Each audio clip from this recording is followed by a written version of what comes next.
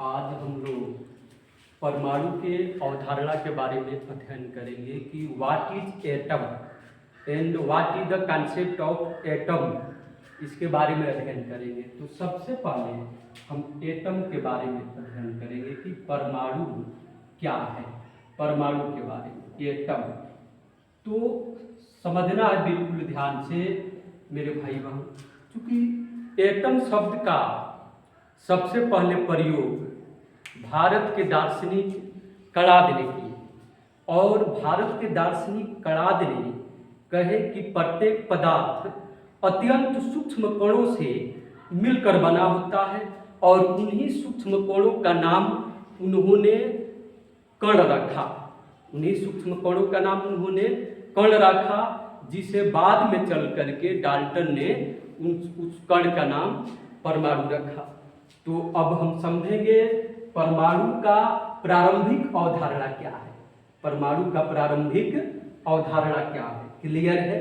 तो according to Dalton ने कहे कि परमाणु किसी पदार्थ का अति सूक्ष्म कण है। अति सूक्ष्म कण, अब अति सूक्ष्म कण का मतलब का जिसको नग्न आंखों से हम नहीं देख सकते, वह कण परमाणु का क्या है? किसी पदार्थ का अति सूक्ष्म कण है जिससे मिल करके पदार्थ बना होता है, उसे परमाणु कहते हैं। डाल्टन ने कहे कि परमाणु किसी पदार्थ का अति सूक्ष्म कण है जिससे मिल करके पदार्थ बना होता है, उसे परमाणु कहते हैं। और उन्होंने फिर से एक और स्टेटमेंट दिए और कहे दूसरे स्टेटमेंट में कि परमाणु को हम विभाजित नहीं कर सकते हैं। परमाणु को हम विभाजित नहीं कर सकते। यह किसका एक स्टेटमेंट था दी? डाल्टन का स्टेटमेंट था। किसका स्टेटमेंट था? डाल्टन। अब डाल्टन ने कहे कि हम परमाणु को विभाजित नहीं कर सकते हैं। परमाणु को विभाजित नहीं कर सकते हैं, डाल्टन ने बताया। लेकिन आज के आधुनिक वैज्ञानिकों ने परमाणु को विभाजित करके दिखाया है और परमाणु को हम इलेक्ट्रॉन, प्रोटॉन और न्यूट्रॉन में विभाजित कर सकते हैं। परमाणु को हम किस में विभाजित कर सकते हैं जी? इलेक्ट्रॉन, प्रोटॉन और न्यूट्रॉन में विभाजित कर सकते हैं। किन वैज्ञानिकों के अनुसार? तो आधुनिक वैज्ञानिकों के अनुसार। और डाल्टन के अनुसार परमाणु अविभाज्य होता है, अर्थात हम परमाणु को विभाजित नहीं कर सकते हैं। लेकिन आधुनिक वैज्ञानिकों ने यह साबित किया है कि हम परमाणु को इलेक्ट्रॉन, प्रोटॉन और न्यूट्रॉन में विभाजित कर सकते हैं और इलेक्ट्रॉन, प्रोटॉन और न्यूट्रॉन को ही परमाणु का मौलिक कण कहा जाता है। परमाणु का मौलिक कण क्या है जी? इलेक्ट्रॉन, प्रोटॉन और न्यूट्रॉन परमाणु का मौलिक कण है। क्लियर है? कोई प्रॉब्लम नहीं है। अब हमको पढ़ना है कि किसी परमाणु में इलेक्ट्रॉन, प्रोटॉन और न्यूट्रॉन की कैसी उपस्थिति रहती है, अर्थात कैसी व्यवस्था है। किसी परमाणु में इलेक्ट्रॉन, प्रोटॉन और न्यूट्रॉन की कैसी व्यवस्था है। तो हम जानते हैं कि परमाणु के केंद्र में धन आवेश रहता है और उस धन आवेश को प्रोटॉन कहते हैं। उस धन आवेश को क्या कहते हैं जी? प्रोटॉन कहते हैं। और इलेक्ट्रॉन इसके चारों तरफ चक्कर लगाता रहता है। इलेक्ट्रॉन इसके चारों तरफ वृत्ताकार पथ पर चक्कर लगाता रहता है।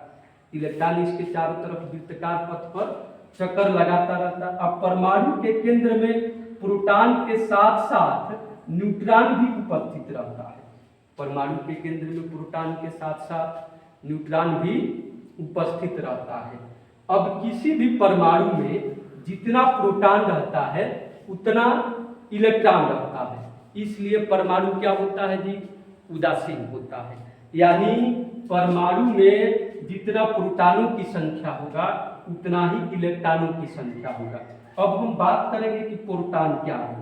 तो प्रोटॉन एक धनावेशित कण है जिसे P+ या P द्वारा सूचित किया जाता है। इलेक्ट्रॉन एक ऋणावेशित कण है जिसे E या E⁻⁻ द्वारा सूचित किया जाता है। न्यूट्रॉन एक आवेशहीन कण है जिसे N या N⁻0 द्वारा सूचित किया जाता है। क्लियर है? कोई प्रॉब्लम नहीं है। तो हम जानते हैं कि यदि किसी भी पार्टिकल में, किसी भी कण में जितने धन आवेश रहेगा उतना ही ऋण आवेश हो तो वह कण क्या हो जाता है, उदासीन हो जाता है।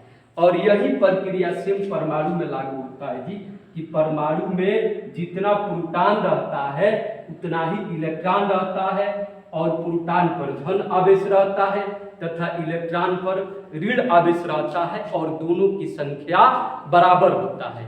इसलिए परमाणु क्या होता है बाबू, उदासीन होता है।